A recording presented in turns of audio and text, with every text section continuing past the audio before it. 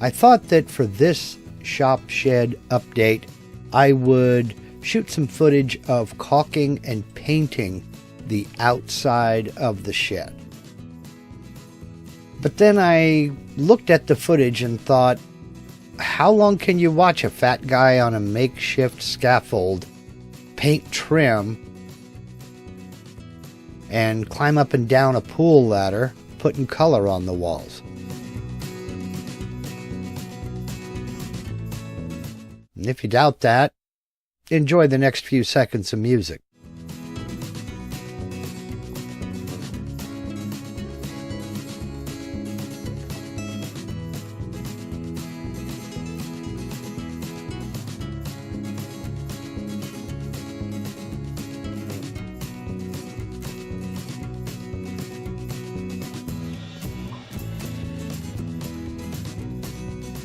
Well, then I thought I would shoot some footage of doing the rough-in. And I even took some footage of measuring everything up and figuring out where I was going to put electrical boxes. I modeled the shed in SketchUp and then showed you how I used my tablet to take some screenshots outside with me to locate those boxes and nail them up on the wall and get everything ready and raring to go. Start pulling wire.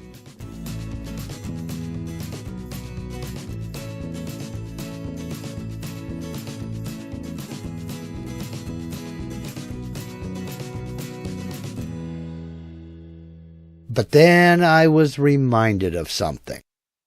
If YouTube has taught me anything, it's taught me that the quickest, easiest way to start an internet rock fight or just a all-out flame war is to discuss, demonstrate, or even show anything electrical.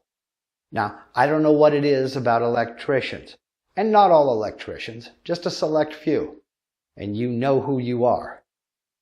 But it's to the point that if you even change a light bulb, it's like an open invitation to start discussing and start quoting the NEC. Now, for those of you who don't know, that is the National Electrical Code here in the United States. Now, let me say right up front that this is not the place nor the time to discuss the NEC. If you want to have a discussion about the NEC, head on over to the Sparky channel. There's a link in the description box below. They're more than ready to discuss the NEC with you. This is not and never was supposed to be a demonstration on how to wire your shop or garage for a CNC router. This is nothing more than me documenting what I've done and why I've chosen to go the route I've gone. That's why I didn't record any footage of me doing the electrical rough-in, and that's why I didn't record the final hookup, filling the panel, or the final connection out in the meter box by a licensed electrician. This is just me documenting what I've done. This is also why my panel looks like this and is going to stay looking like this in this video. Now, as for the panel, this is a Square D QO Series 125 amp panel. Why 125 amps? Well, basically, I kind of fell into it. I had originally planned to run with a 75 amp panel out here. But I fell into a deal on the correct cable to run from the meter box to a junction box under the house, and then from that junction box out here to the panel for $50. I couldn't turn that down. Then when I looked at 125 amp panels, they were the same price as a 75 amp panel. The only difference in price was the 125 amp breaker out on the meter box was $10 more than the 75 amp. 50 additional amps for $10, I couldn't turn that down. So here I am with 125 amps. I know I have more power than I'm ever going to use, but it's better to have it and not need it than need it and not have it. And it gives me room for expansion. And I'm going to take advantage of that room for expansion by adding a couple of tools down the road that I'll talk about in just a couple of minutes. So let's do a little bit of a walk around here, and I'll just show you what I have going on inside. It's raining, so I can't really show you what's going on outside. Now, this wall here is what I'm referring to as the north wall of the shop. Here's my panel. My double doors are right here.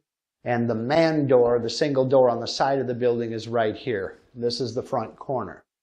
This circuit right here is the only GFCI protected circuit. The GFCI is gray, where all the other electrical outlets in the building are white. I wanted this to contrast so that anybody who comes in here, even long after I'm gone, will see that contrast and come take a look and see what is it. They'll know it's a GFCI as soon as they take a look at it. I just wanted that contrast there. This GFCI protects this receptacle, these two duplex receptacles, and these two single exterior receptacles. They are housed in all metal, in use, weatherproof covers. They are weather resistant, tamper resistant receptacles. And they are on their own separate 20 amp circuit.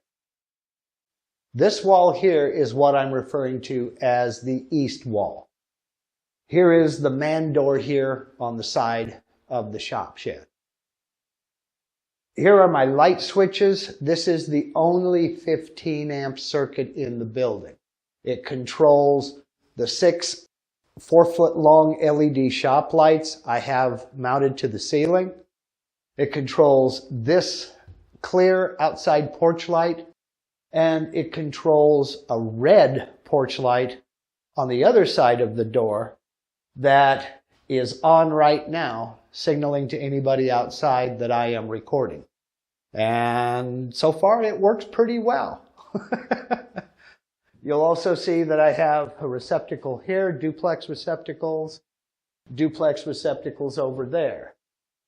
This is the side of the shop that the CNC is going to go on. You'll also see I have an L6 receptacle right here. This is a 240 volt circuit, 30 amp.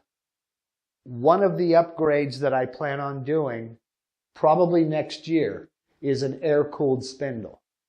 And that air-cooled spindle requires 240 volt service, 30 amp. And the VFD should hang right up in this area here somewhere. So this way everything can be controlled right here on the CNC. My computer workstation is going to go right in this area here.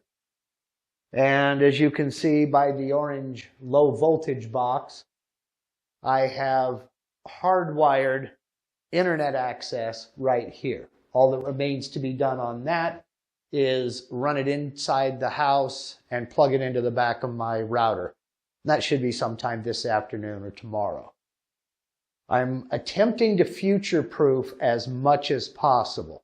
So rather than going with Cat 5 or Cat 6 cable, I went ahead and paid the extra $10, $12, and ran Cat 8 cable. We don't have 1 gig internet service here yet, but when it does come in the future, I don't have to pull a new cable. Cat 8 cable will work just fine with Cat 5 and Cat 6 connectors and cabling that runs into the back of my laptop computer that I'll be using for the internet out here. I will be building a computer table and possibly one other overhead cabinet, along with a roll-around work table for out here on the shop floor somewhere. This behind me is the south wall. Now, the only thing on the south wall right now is these 4 outlets. I have one over here in the corner that's kind of actually on the west wall, that top one right there in the corner. That is all on this 20 amp circuit as well. Future plans for this, and I mentioned a couple of tools that I'll be adding. This is the back side of the shed that's away from the house, and there is nothing back here that's really usable space. One of my plans is to build a lean-to off of the back of the shed, and that's going to house my dust collector and my compressor. Now, as I said, I'm trying to future-proof. I left room in the panel, not by choice, there's just a lot of room in the panel, to run the cabling and install power outside for lights, 120 volt power, and then 2 dedicated 240 volt circuits for the dust collector and the compressor. And it's going to be some heavy duty stuff. The compressor that I'm looking at requires a 40 amp circuit. Now this over here is the western wall, and the south wall is over here. The north wall with the 2 double doors is right here. All of these duplex outlets here are on a separate 20 amp circuit, and you'll notice I have 2 30 amp L6 240 volt circuits down here. One of these is for my table saw. Another is for an as yet undisclosed tool that I hope to be getting next year. We'll see what happens. I don't know yet. Again, I'm trying to future-proof. I'd like to be able to keep my table saw and that other tool plugged in on wheels up against the wall, and then pull them out and use them when I need them, and then put them back against the wall. But I'd like to keep them plugged in, and that's the reason for the L6 type plug. That's a twist lock plug that you have to push in and twist to unplug, so it won't accidentally come unplugged. Other than that, we have the north wall over here. There's nothing really much to see. It's a couple of double doors and an outlet on one side and that GFCI protected circuit on the other side. So that's what's going on right now. That's where I sit today, February 11th, 2021. So what's next? Well, the 2 things I need to focus on next are going to be the floor and the insulation. Now, this was always planned from the very beginning to have closed cell spray foam insulation sprayed in the stud bays and up in the ceiling. It not only insulates, it acts as a vapor barrier, and it seals everything. It's pest proof, waterproof. The only downside to that is I have to wait on the weather. To spray the closed cell spray foam insulation, the ambient air temperature has to be 70 degrees Fahrenheit or above. It's February, we're in the 50s, and that's only on every other day. We're staying in the 40s and 50s. So I have to wait for weather. Now, if we get an unexpected warm spell, I can go ahead and get the insulation and get that sprayed. It goes completely cured in less than an hour.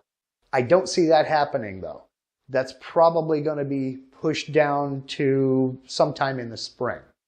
The floor, on the other hand, I'm not sure how I'm going to go on the flooring yet. I have looked into a few different options.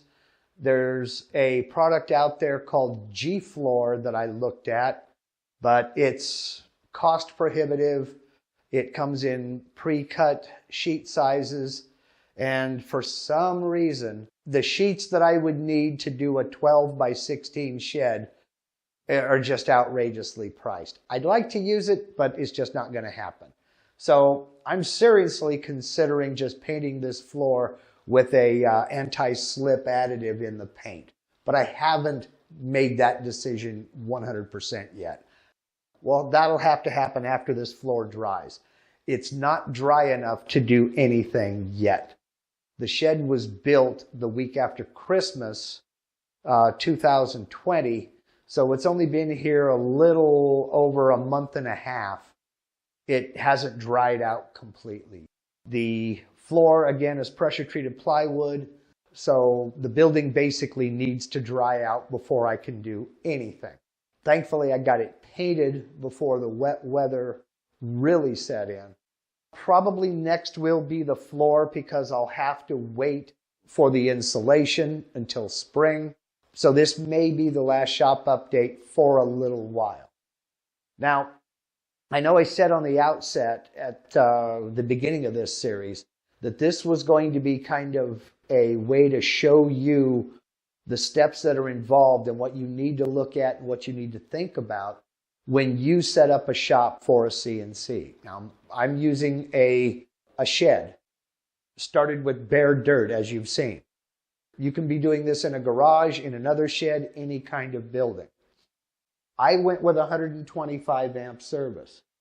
That is way more than I need. There are homes out there now that have less service than this. You do not need to add 125 amp service. What you do need to do, however, is sit down and take an honest assessment of the tools you have, the tools you plan on getting within a reasonable amount of time. And then sit down with a licensed electrician and discuss it. Tell him what you're planning on using, how you're planning on using the space. Pay particular attention to tools that are going to run simultaneously, like a CNC router and a dust collector. Are you going to be sanding or running a table saw while that CNC router and that dust collector are running? What happens when the compressor kicks in if you have one in the same shop space? Those are the kinds of things you'll need to talk about. Those are the kinds of things you're going to want to discuss with an electrician. They are there to help you. They are there to make sure you have adequate, safe power that will allow you to do what you want to do. Nobody can know everything. So surround yourself with people who know what you don't know. I've done some electrical work in the past, but I've never set a panel.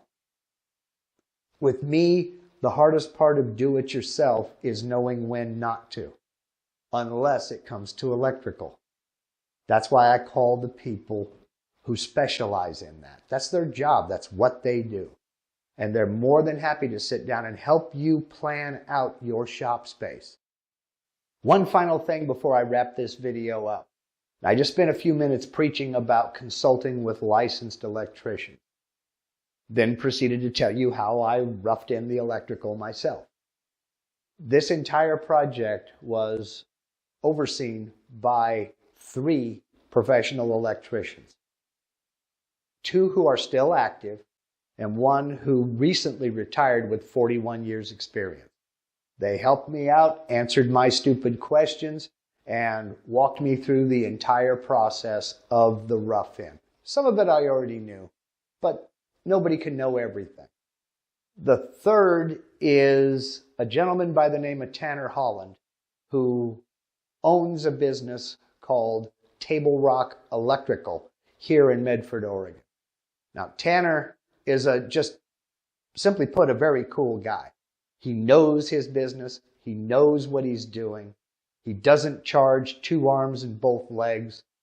He's more than prompt. He was a little bit early when he said he would be here. He'd come in. He got the job done. Polite discussions. I mean, I have nothing but praise for the guy. He really did me a solid. Coming in here, filling the panel, making the final connection in the junction box under the house, setting the breaker and the meter box, turning everything on, coming in and checking out every single circuit in the building. I can't say enough about the guy, but it was a team effort in getting all this up and running. So again, consult with the professionals. So I hope you got something out of this long ramble of a video. And if you did, I hope you'll give me a thumbs up. Now, as usual, this afternoon at noon Pacific, 3 p.m. Eastern Time, I'll be hosting a live Q&A session right here on my YouTube channel where we can discuss the shop shed, the electrical install, my future plans, my progress so far, the Vectrix software, or anything else you'd like to discuss. That's this afternoon at noon Pacific, 3 p.m. Eastern, right here on my YouTube channel. And I put a link to that live Q&A down in the description box below. I've also put a link to a YouTube live event that's going to be happening February 16th over on Vectrix YouTube channel, featuring yours truly, working on a project that I can't disclose as of yet. And that'll be at 9 a.m. Pacific, noon Eastern Time, February 16th on Vectrix YouTube channel. And again, there's a link in the description box below. So I'll be there in the chat, hooting and hollering with everybody that shows up. Hope to see you there. But for now, let me just say, again, I hope you got something out of this video. I hope to see you this afternoon for the live Q&A session. And as always, whether you subscribe to my channel or not, I'd like to thank you very much for taking the time to watch. Y'all take care.